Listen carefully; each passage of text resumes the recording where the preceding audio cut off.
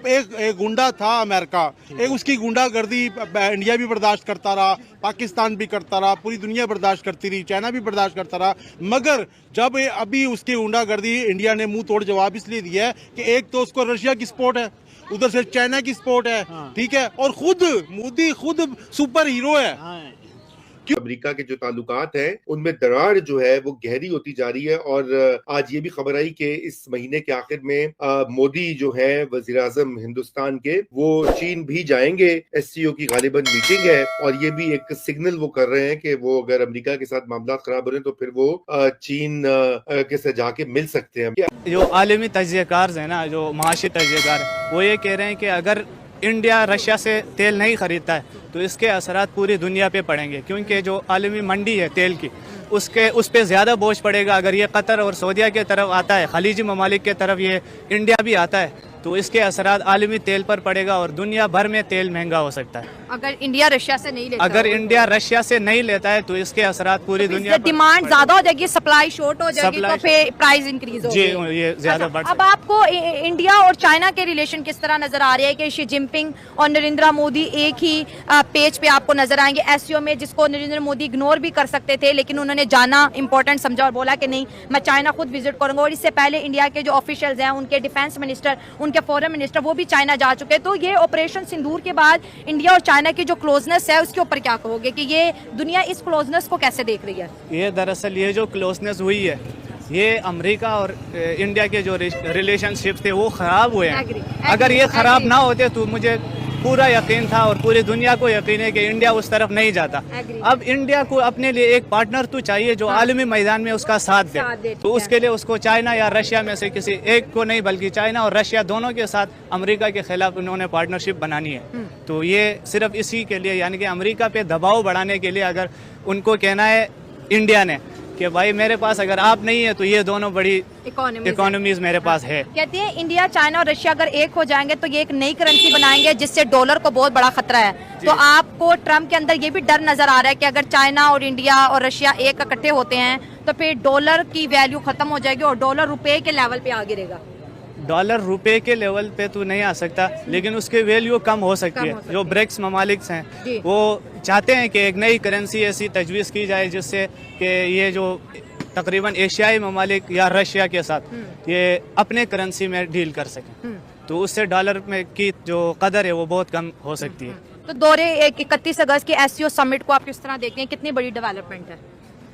ये तो जाहिर है बहुत बड़ी डेवलपमेंट है कि अगर एक चीज़ में इंडिया को इंटरेस्ट ही नहीं था तो अब में इंडिया को इंटरेस्ट नहीं था, बिल्कुल नहीं था, तो अब वो उधर भाग रहा है। हाँ। तो ये एक बड़ी डेवलपमेंट होगी और ये सिर्फ इंडिया अमेरिका पे दबाव डालने के लिए इसमें ज्यादा इंटरेस्ट ले रहा है। तो आपको नहीं लगा कि स्मार्ट कार्ड है इस वक्त इंडिया का सही जा रहा है? तो जाहिर है सबको लग रहा है जी, सही जा रहा है, यही सही जा रहा है। इंडिया को अपना टेरिफ कम करने के लिए यही सही पॉइंट है।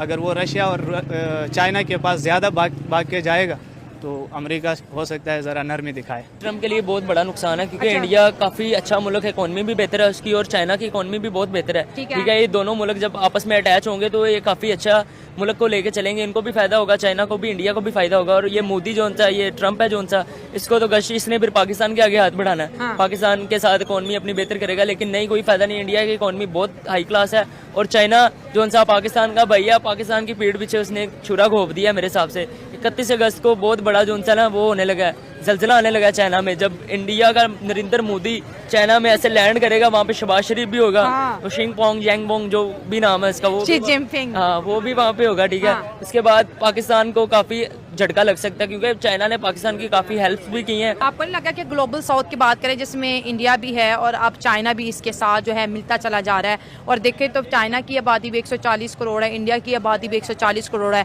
तो आज दोनों को मिला ले तो ये 3.5 करोड़ के करीब आबादी वाले दो मुल्क जब इकट्ठे हो जाएंगे तो ट्रम्प क्या बिगाड़ लेगा, इनका वेस्ट क्या बिगाड़ लेगा? भाई इनको तो फिर डॉलर की भी जरूरत, कोई भी कुछ नहीं बिगाड़ सकता क्योंकि फिर इंडिया का इकोनॉमी जो से इंडिया के पैसे वो डॉलर बन जाएगा। ठीक है, जब इंडिया और चाइना इकट्ठे होंगे इनके पैसे डॉलर्स में आने लग जाएंगे। जैसे हम कहते थे कि यूएसए हमें डॉलर मिल जाए तो इतने पैसे यहाँ पे बनते हैं, फिर हमने कहना यार हमें इंडियन पैसे मिल जाए, वो तो पाकिस्तानी इतने। अभी भी इंडिया की करेंसी पाकिस्तान की डबल करेंसी है, हमारा यहाँ पे 70 पे हो, उनका उनका वहाँ पे मेरे ख्याल से 30 रुपए बनता है। अगर ट्रम्प का ज्यादा प्रेशर आता है अमेरिका का, तो फिर मोदी तो जो है वो ये कहेगा ना कि ठीक है, फिर नहीं हम आपके आपके कैंप में आते और let us go to the other bricks में ही रहते हैं, उसी को एक्सपैंड करते हैं। ग्लोबल साउथ की जो लीडरशिप है वो चाइना के बाद या चाइना के साथ उसको वो करते हैं। आप ऐसा होता देखती है क्या? पॉसिबली कर ले कि अपने और इंडिया के डिफरेंसेस जो हैं उनको मिनिमाइज कर ले, सॉल्व कर ले और एशिया कम्स टुगेदर, देन मैं समझती हूँ कि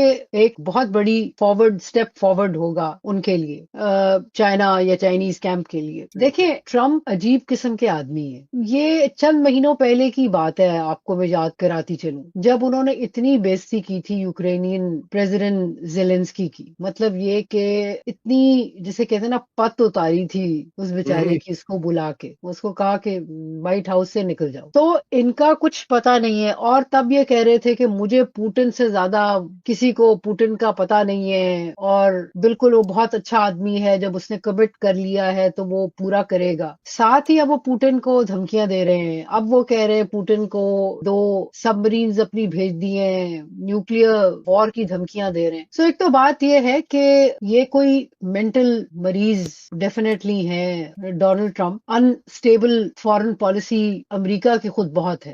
अब उस ऐसे अनस्टेबल कैरेक्टर के साथ डील करने में जाहिर है जो उम्मीदें लगा के मोदी जी बैठे थे कि बड़ी इनकी याराना है, और वो तो ट्रंप ने एक तकरीर में भी अभी पिछले दिनों कहा था, जिसमें उन्होंने जिक्र किया था गुड जनरल, पाकिस्तानी जनरल का नाम नहीं आता था, लेकिन मोदी जी का उन्होंने कहा माय फ्रेंड मोदी। लेकिन मसला ये है कि जो एक्सपेक्टेशन है उनकी इंडिया के साथ बहुत सारे लेवल पे, वहां उनको मायूसी हुई है और वो चिढ़ से गए हैं मोदी जी से भी और इंडिया से भी। पहली बात तो ये है कि कई दफा आपने तो अपने कई प्रोग्राम्स में आपने तो वो जिसे कहते हैं टाइमर रखा होता है। अब ट्रंप ने 25वीं दफा जिक्र किया कि मैंने सीज फायर करवाया, अब 26वीं दफा, अब 29वीं दफा। तो उसके बावजूद इंडिया जो है वो कह रहा है कि भाई नहीं, रिकग्नाइज नहीं कर रहा उनकी इस जो कंट्रीब्यूशन को। वो कह रहा अच्छा ठीक है। एक तो नाराजगी ये हुई। दूसरा ये है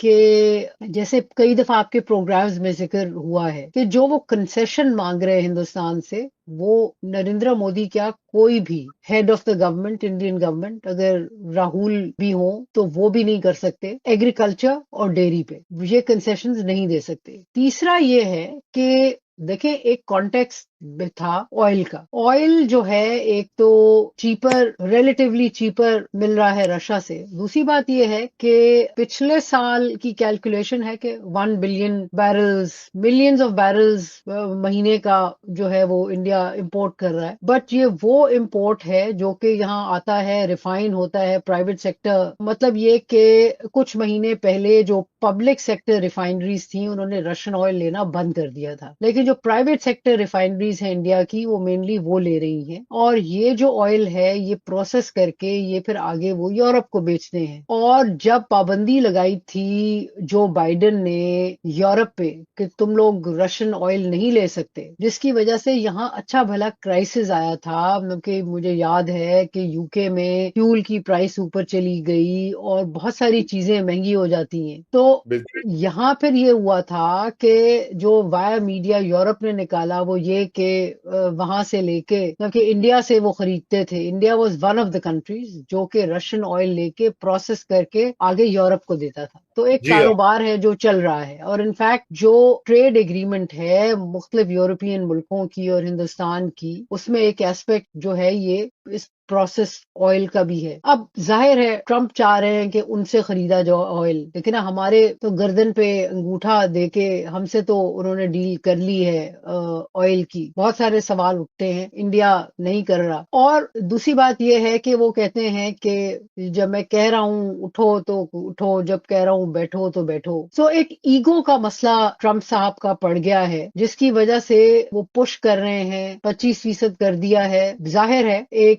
थोड़ा बहुत झटका लगेगा, लेकिन जो इंडिया में बहुत सारों की असेसमेंट है वो ये है कि वो तमाम जो इन्वेस्टर्स हैं जो कि स्पेशली जिनका अमेरिका के साथ लिंक है, वो इंडियंस जिनका अमेरिका के साथ स्पेशली लिंक है और जो कि जरा खुश करना चाहते हैं डोनाल्ड ट्रंप को, वो ज्यादा परेशान लग रहे हैं, बट इंडिया में ऐसी कोई वो परेशानी नहीं है। ऑफ कोर्स इकोनॉमी में कोई ऐसा मेजर सेटबैक नहीं आएगा, कुछ सेक्टर्स में बिल्कुल फर्क पड़ेगा, बट ऐसा नहीं है कि कोई इकोनॉमी उनकी क्रैश कर दे। कि उसने जैसे पूरी दुनिया को हिला के रख दिया कि एक छोटा सा गरीब मुल्क है, और अमेरिका को तो आजकल कोई इनकार करता ही नहीं है, ठीक है ना। अमेरिका का कुत्ता भी आता तो उसके लिए कारपेट लगा देते हैं, अमेरिका रेड कुत्ता आ गया जी अमेरिका का, तो लिहाजा उसने कहा है, तो ये बड़ी बात है। तो कुत्ता बना दिया अमेरिका को, मोदी ने अब ट्रम्प को कुत्ता बना दिया कि अब तुम मेरे पीछे भौंक, अब मेरे पीछे भौंकता रहे और मैं निकल गया हूँ, ठीक है ना। ये उसका फैसला इंडिया को कहीं से कहीं पहुंचा देगा, ठीक है। इंडिया इस टाइम तीसरे नंबर पे है, मेरा ख्याल है अब दूसरे पे आ जाएगा, ठीक है। उसको इनकार करने से, इसके इनकार से ऑटोमेटिक रशिया उसको और भी सपोर्ट करेगा, क्योंकि रशिया चाइना सपोर्ट करेगा। गलती की मेरे ख्याल में डोनाल्ड ट्रंप ने, वो इंडिया को भी ताइवान समझ बैठा था, ईरान समझ बैठा था, सऊदी अरेबिया समझ बैठा था, या वो बांग्लादेश समझ बैठा था, लेकिन मोदी ने जो जनाटेदार तमाचा मारा है और इंडियन गवर्नमेंट और इंडियन पॉपुलेशन ने हिला के रख दिया। नहीं अमेरिका ट्रंप ने पाकिस्तान समझ रखा। अच्छा, ठीक है, पाकिस्तान समझ रखा था ट्रंप ने कि भाई जिस तरह पाकिस्तान है, मैं कॉल करता हूँ, ये दुम दबा के आ जाते हैं, तो ठीक है, इनके आर्मी चीफ भी मैं बुलाता हूँ, जिस टाइम मर्जी बुला लेता हूँ, इनके वजीर आजम को बुला लेता हूँ। तो मोदी क्या चीज है, एक ही जैसे लोग हैं, एक ही बाप से बिछड़े हुए हैं, दो भाई हैं, ठीक है। तो मोदी उसने सोचा जैसे पाकिस्तानी हमारे इशारों पे चलते हैं, हम एड देते हैं तो तलवे चाटते हैं, तो शायद मोदी भी तलवे चाटेगा। मगर मोदी क्यों तलवे चाटे, ठीक है। वो जितना कांग्रेस की हुकूमत क्यों खराब होती है, उनके जाती मफादात हैं, वो पॉलिटिक्स मतलब नस्ल दर नस्ल कर रहे हैं। मोदी का तो कोई नहीं आगे ना पीछे, वो तो अपने मुल्क का सोच रहा है, तभी तो